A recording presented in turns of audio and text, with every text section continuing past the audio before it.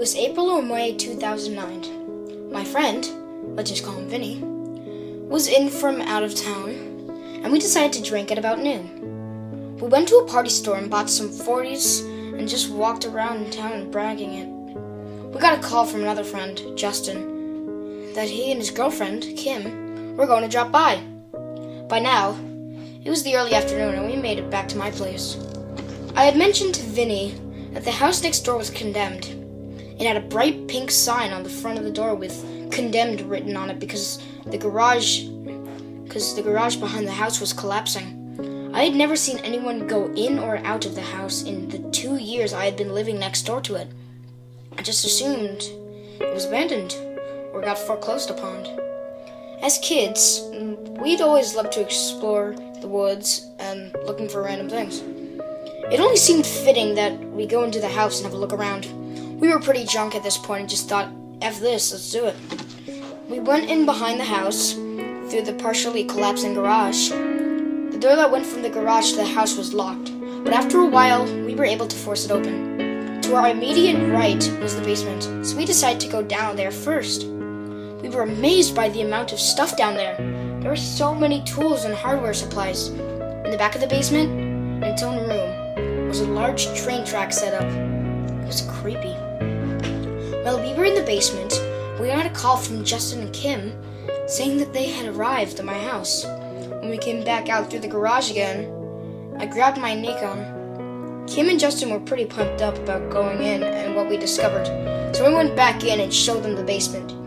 After looking around, we went back upstairs to the kitchen. Again, there was a lot of stuff in there. A table in the corner of the room that was full of bottles and cans, which we planned on taking after looking around the rest of the house. There was a 10-cent deposit for cans here.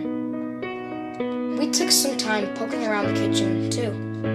It, of course, smelled bad in there, but it wasn't overwhelming. The smell was just that of a musty house. I made the mistake of looking in the refrigerator, and the smell of that overwhelmed me from the rotting food whose smell was being contained until I opened it. There was a door that separated the kitchen from the living room, and I was the first to open it. It was a swinging door, and when I opened it, I caught a glance of a figure sitting in a chair, facing away from me. All I knew is that someone was in the house and we were trespassing. I quickly turned around, and while walking towards the back door, I told my friends in a whisper, "Ness, there's somebody here." And we all ran out. We went back into my backyard, and I told them that I saw someone sitting in the chair in the living room. My friend, Vinny, who was most likely more drunk than I, said, "F it, man. He has no more of a right to be there than us. It's probably a junkie." I was not as excited to go back and to confront a squatting junkie.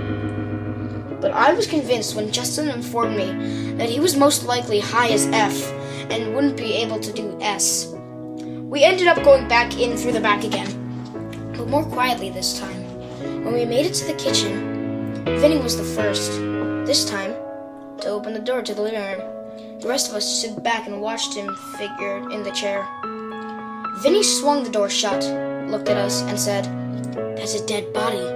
We all looked at him in shock, but it was obvious that he was serious. We all trickled into the living room and gathered around the body. His skin was black, even though we found out later he was white. And he was sitting in a chair, facing the front of the house. It was obvious that he had been there for a while. The smell near the body was almost unbearable. We needed to cover our mouths and noses with our shirts like respirators. This made Vinny and I sober up really quick. There was a complete silence between our group of 4 while we observed the body. Nobody said a word. I can't really tell you what happened next, as it gets kind of foggy from there. The effect of seeing a dead body is a kind of surreal experience. We looked around for the rest of the house, upstairs and in the other rooms and on the ground floor, and eventually found a journal next to the body.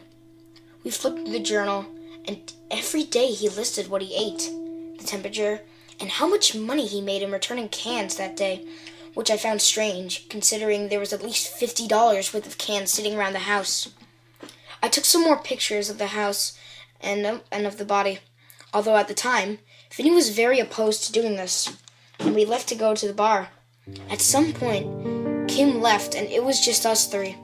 But I remember her taking in the experience quite well and was not as disturbed by it as much as the other girls would have been. Some people don't even want to hear the story, let alone see the pictures. We went into the bar that night, sat in the back, and just quietly talked about what happened. After the bar, drunk again, Justin and I went back into the house to check it out one more time. I took some more pictures, and Vinny and Justin left for the night. I told my roommates about it, and one of them told his girlfriend. She was so disturbed that she said she refused to come over until the body was gone. She said if I didn't call the cops, then she would. The next morning, hungover, I decided that I better call the police. I called my friends to let them know, and they made me hold off on doing it until they came over. I waited and called an anonymous tip line when they arrived. When I called the tip line, I simply said that I found a dead body. The operator seemed frazzled and told me to hold the line. She told me multiple times not to hang up. I held the line, and we were put on with a detective for our city. I explained what happened and what the address was. He asked me my name, but I told him he had to be effing insane if he thought I would be giving my name to him. Right after hanging up, we all went to the front porch to wait for the cops to come. Not even a full minute after hanging up the phone, I saw a cop car round the corner with its lights on. We were really surprised by the response time, but it ended up driving by the house. A few minutes later, a few cop cars rolled up and asked us if we had seen anyone in or out of the house lately. I told him that I saw nobody near the house in the last 2 years I had been living there. The police went in for a while and a white van showed up. Eventually, some girls that lived across the street came over, wondering what was going on. The police said they found a body, and we, of course, acted shocked. They took out the body, covered it on a stretcher. They must have had a hell of a time prying him from that chair. And also took out a gun that was in the house. The gun was an old-style rifle that had been leaning against a wall in the living room.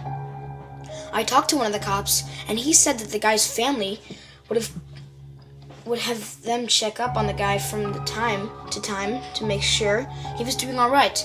Apparently, he wanted nothing to do with his family, but they stopped doing so. He just wanted to be left alone. The only thing that we took from the house was the journal he kept. There's a bunch of nice handwriting in it with addresses and such.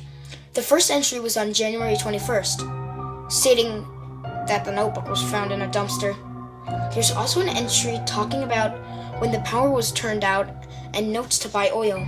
There were a bunch of oil-burning lamps in the house. The last entry in the journal, May 3rd, says, "Sick. Very flu 4 cans. Sick as heck, flu can't eat. It is eerie." The date matched up with the most current newspaper he had in a pile in the living room. We decided not to take anything else, out of respect for him and his family. I know that certain things were worth a lot of money, but I'm not about to be the type of person that loots a dead guy's house. I figured that the family would come and get the stuff, but they never did. The house ended up being sold, and I saw the people who bought it bring out boxes filled with sheet music, toy trains, etc. The house had since been fixed up, and it's being rented out.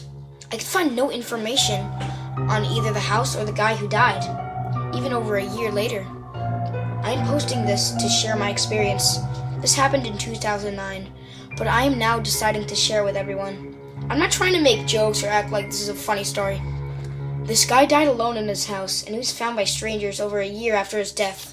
Make jokes if you want, but this guy was alone, and obviously had some problems.